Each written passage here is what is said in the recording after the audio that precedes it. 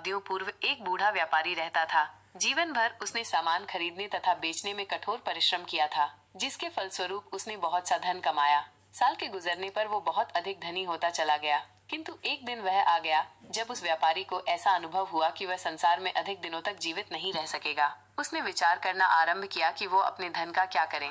उस समय उसके 2 पुत्र थे। उसने निश्चय किया कि वह अपने धन को अपने दोनों पुत्रों के मध्य विभाजित नहीं करेगा, बल्कि वह अपने संपूर्ण धन को उसी पुत्र को देगा जो अपने आप को दूसरे से अधिक चतुर सिद्ध करेगा। समस्या यह थी कि दोनों में से कौन सा पुत्र अधिक चतुर है। इस समस्या को हल करने के लिए उसने उन दोनों को परीक्षा लेने का निश्चय किया।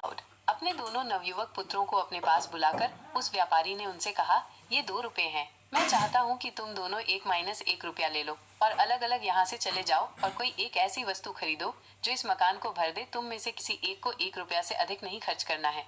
न दोनों पुत्रों ने अपने पिता की ओर इस प्रकार देखा जैसे कि उसकी बुद्धि नष्ट हो गई हो। उन्होंने अपने आप से प्रश्न किया, हम केवल 1 रुपए से किस प्रकार ऐसी वस्तु का पर्याप्त भाग खरीद सकते हैं जिससे मकान भर जाए। और वे 1 रुपया को उठाने के अनिच्छुक थे, किंतु उस बूढ़े व्यक्ति ने अपने पुत्रों पर जोर डाला कि वो उसके आदेश का पालन करें। उसने कहा, तुम तुरंत यहाँ से जाओ और इस कार्य को करने में अधिक समय मत लगाना। मैं आशा करता हूँ कि तुम कुछ ही दिनों में लौट आओगे। अतः उन दोनों नवयुवकों में से प्रत्येक ने 1 रुपया उठाया और बाहर चला गया। पहला पुत्र बाजार में घूमता रहा, किंतु उसे ऐसी कोई वस्तु नहीं मिल सकी जो उसके उद्देश्य को पूरा कर सके। वह दुकानों को देखता हुआ तमाम दिन घूमता फिरा, किंतु उसे कोई वस्तु नहीं मिल सकी। उसे अधिक और अधिक विश्वास हो गया कि उसके पिता का दिमाग खराब हो गया है। वो निराश होकर अपनी खोज के कार्य को छोड़ने ही वाला था कि उसने सूखी घास भूसा से भरी हुई बैलगाड़ी देखी। उसने विचार किया, ये आशाप्रद दिखाई देती है। मुझे आश्चर्य है कि 1 रुपए में कितनी सूखी घास मिल पाएगी। गाड़ीवान के पास गया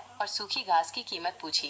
कीमत के ऊपर उन दोनों में काफी समय तक मोल भाव होता रहा, किंतु अंत में वो बैलगाड़ी की संपूर्ण सूखी घास को 1 रुपए में ही खरीदने में सफल हो गया। यह उन दिनों की बात है जब आजकल की अपेक्षा 1 रुपए में बहुत अधिक सामान आता था। और आते हुए नवयुवक अपने पिता के घर उस गाड़ी को ले आया। उसने उस गाड़ी के बोझ को मकान में आशापूर्वक एकत्रित करवाया। जब संपूर्ण घास मकान में डाल दी गई, तब उसे ज्ञात हुआ कि संपूर्ण मकान का तो कहना ही क्या, वो घास उस मकान के फर्श को भी ढकने के लिए पर्याप्त नहीं थी। लड़का अपने रुपए को लेकर बाहर गया तो वो सीधा बाजार को नहीं गया। ऐसा करने के स्थान पर वो बैठ गया और उसने सोचना प्रारंभ कर दिया। बहुत देर तक वो विचार करता रहा कि संभवत क्या खरीद सकता है। अंत में शाम के समय उसके मस्तिष्क में एक विचार आया। अपने रुपए को लेकर वो शीघ्रता से बाजार गया और उस दुकान पर पहुंचा जहां पर मोमबत्तियां बिकती थी। तब उसने अपना रुपया मोमबत्तियां पर खर्च किया और 1 रुपए में बहुत सी मोमबत्तियां पाने में सफल हुआ। तब वो अपनी मोमबत्तियां को लेकर अपने घर पर वापस आया। जब वो अपने पिता के मकान पर पहुंचा तो उसने अपने भाई को खड़ा हुआ देखा, जो उस समय मकान के फर्श पर पड़ी हुई सूखी घास को निराशापूर्वक देख रहा था। अंधेरा हो रहा था। शीघ्र ही दूसरे लड़के ने प्रत्येक कमरे में 2 या 3 मोमबत्तियां खड़ी कर दी। फिर उसने उन मोमबत्तियों को जला दिया। तुरंत ही मकान प्रकाश से भर गया।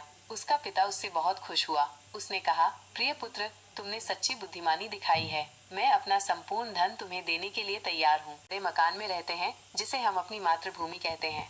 हम में से प्रत्येक को कुछ रुपए, कुछ को 1, कुछ को 2, कुछ को 3 और कुछ को 4 रुपए दिए गए हैं। ये रुपए वे रुपए नहीं हैं जिनसे हम कुछ वस्तुएं खरीद सकते हैं, किंतु ये विभिन्न प्रकार की क्षमताएं हैं जो हमें दी गई हैं। इसे प्रत्येक के पास शरीर की शक्तियां हैं, मस्तिष्क की शक्तियां एवं चरित्र की शक्तियां हैं। हम में से प्रत्येक के पास शक्ति समय बुद्धिमत्ता है जिसका प्रयोग किया जा सकता है। जब हम स्कूल को छोड़कर संसार में प्रवेश करते हैं, तब हमारी परीक्षा होती है कि हम अपनी शक्तियों का प्रयोग किस प्रकार करते हैं। क्या हम इन शक्तियों का प्रयोग निरर्थक सूखी घास को खरीदने में करेंगे या इनका प्रयोग अपने मकान में, जो हमारा देश है, प्रकाश फैलाने में करेंगे। यदि हमें अच्छा नागरिक बनना है तो हमें अपनी शक्तियों और क्षमताओं का प्रयोग देश के समस्त भागों में प्रकाश फैलाने के प्रयत्न में करना चाहिए। अर्थात हमें अपने आप को अपने देश की सेवा में लगा देना चाहिए। हम स्कूल में हैं तब तक हमें ये कार्य करते रहना चाहिए। हमें अपने आप को नागरिकता के लिए प्रशिक्षित करते रहना चाहिए और अच्छे नागरिक के विशेष गुणों को विकसित करते रहना चाहिए। यदि हम ये कार्य कर लेते हैं तो जब हम स्कूल और घर छोड़कर देश के विभिन्न भागों में जाएंगे, तब हम इसे अच्छी नागरिकता के प्रकाश से भरने में सक्षम हो सकेंगे।